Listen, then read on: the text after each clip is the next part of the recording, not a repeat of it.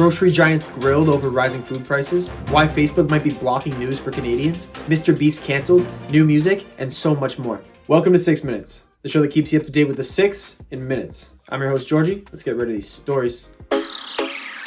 Meta says they will end Canadians' access to news on Facebook and Instagram if Bill C-18 becomes law. Bill C-18, also known as the Online News Act, will force media companies like Meta, which owns Facebook, to negotiate deals to pay Canadian media companies for the content they link to and preview on their websites and platforms.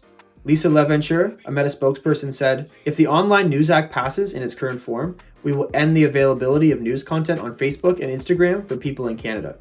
She goes on to say, "A legislative framework that compels us to pay for links or content that we do not post and which are not the reason the vast majority of people use our platform is neither sustainable nor workable." Meta argues that Facebook already provides free marketing for news organizations with an estimated value of more than $230 million. Heritage Minister Pablo Rodriguez says Meta's decision to pull back from news is a threat intended to persuade the government to make changes that would reduce the amounts the tech platforms would be required to pay news organizations. This is not the first major company to push back against Canada's Bill C-18. For the past 4 weeks, Google has been blocking some content for Canadians through its search bar, which they said is part of a 5-week-long test of a potential response to Bill C-18. Are you a victim of greedflation? The CEOs of grocery giants such as Metro, Sobeys, Loblaws, and more were called to testify in a parliamentary investigation into rising food prices. You may have noticed prices like these. The grocery giants are being accused of taking part of what many are coining greedflation, raising the price of groceries under the guise of inflation for more profits.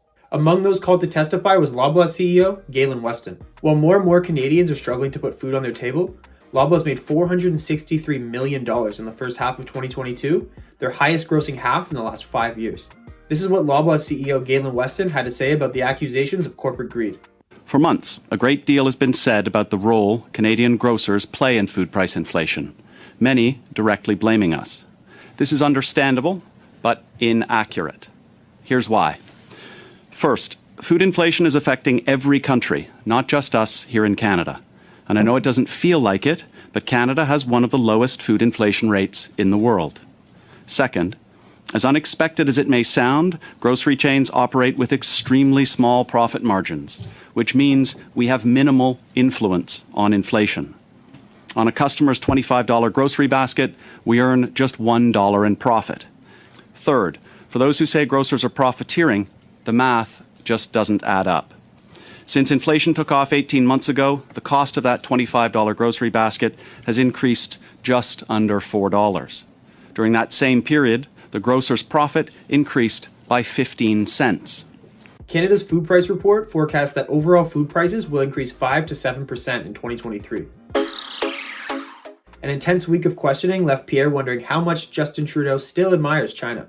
His members are blocking an investigation here at Parliament. He won't answer questions on the floor of the House of Commons. He's even got a bill that would allow him to censor the internet. It's almost as if he admires the basic Chinese communist dictatorship.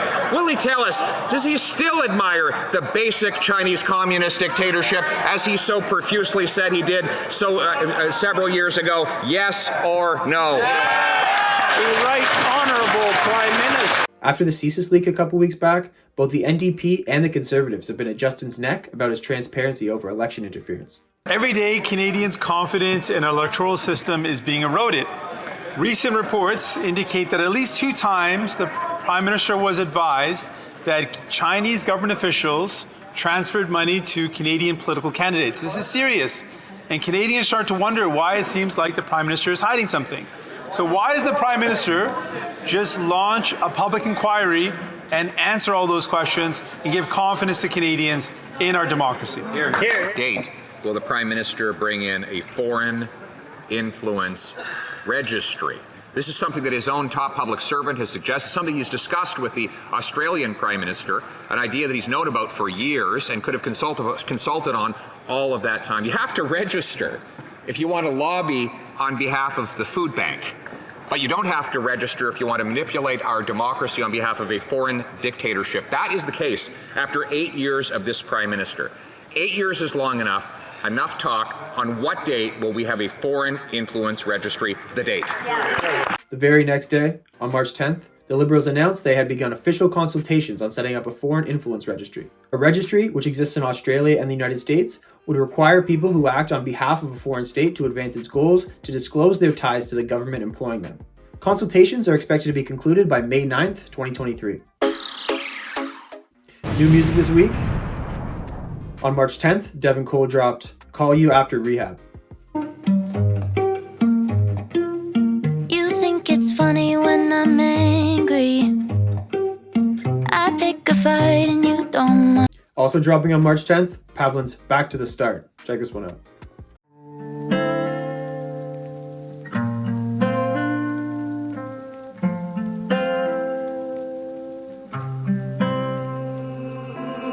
You know you drive me crazy, and I don't know. On March 2nd, Lioness Card dropped Shoddy Like Sade. Check this one out. Shoddy like Sade, shoddy like Sade, shoddy like party like LA, party like LA, party like shoddy like T-Pain, shoddy. All music heard in these episodes can be found on the Showcase Toronto Spotify playlist.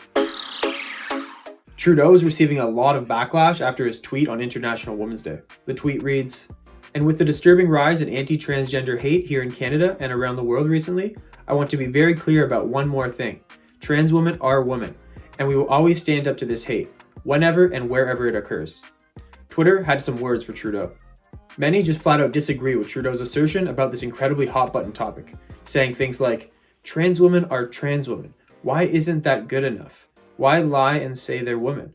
Why state falsehoods that inevitably cause pushback?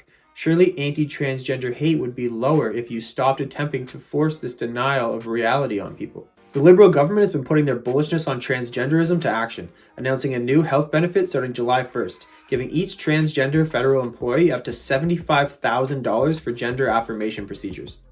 The latest science shows that transgender individuals have brains that are more like their desired gender from an early age. What's your take on Trudeau's tweet? I would love to hear your thoughts in the comment section down below. I got some great fucking news for you. YouTube just announced that it will be making changes to its inappropriate language policy implemented back in November. I'll let the head of monetization at YouTube explain. We are making the following changes to better reflect the goals of our initial update in November. We are no longer treating all profanity equally.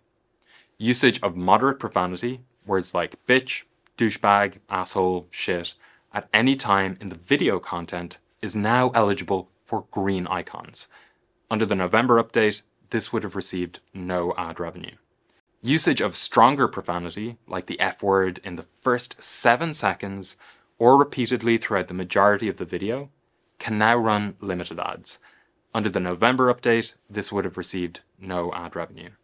Content using profanity, moderate or stronger words like fuck after the first 7 seconds will now be eligible for green icons, unless used repetitively throughout the majority of the video. All videos that received a yellow check as a result of the November change will be re-reviewed starting March 10th. He could have just kept doing this. Recording? Yep. All right. Hopefully I don't screw this up. All right. Well, Logan Paul. Logan Paul.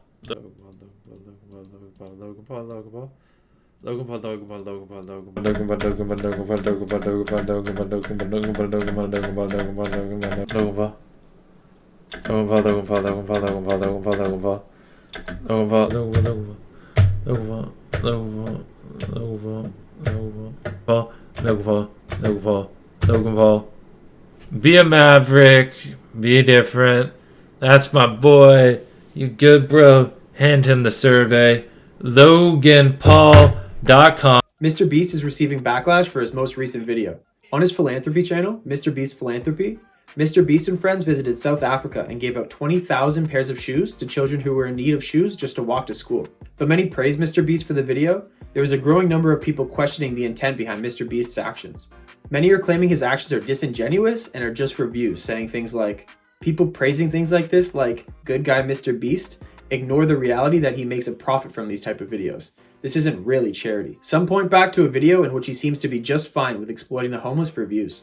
Most people get mad and say this is a bad way to get views. Tell them like you're okay with this. Are you okay with it? Hell yeah. That's right, YouTube. Best day of my life right here. Homeless people don't care if I use them for views. Jimmy Donaldson, aka Mr. Beast, runs multiple YouTube channels such as Beast Reacts, Mr. Beast Gaming, Mr. Beast 2, and the philanthropy channel called Mr. Beast Philanthropy. Mr. Beast responded to the recent backlash saying, "No hate, you probably just haven't seen this channel, but it actually is charity, and I obviously don't profit from it. 100% of all revenue from Beast Philanthropy goes towards running my food banks and helping ease human suffering. And since inception, I've personally put in millions into Beast Philanthropy. That's the whole point. Make content around helping people to generate more money to help more people." What do you guys think? Do you think Mr. Beast is just doing this for views? I would love to hear your thoughts down in the comment section below. And that's it for this episode of 6 Minutes. Please don't forget to like, comment, subscribe, and be sure to tune in to next week's episode. One love.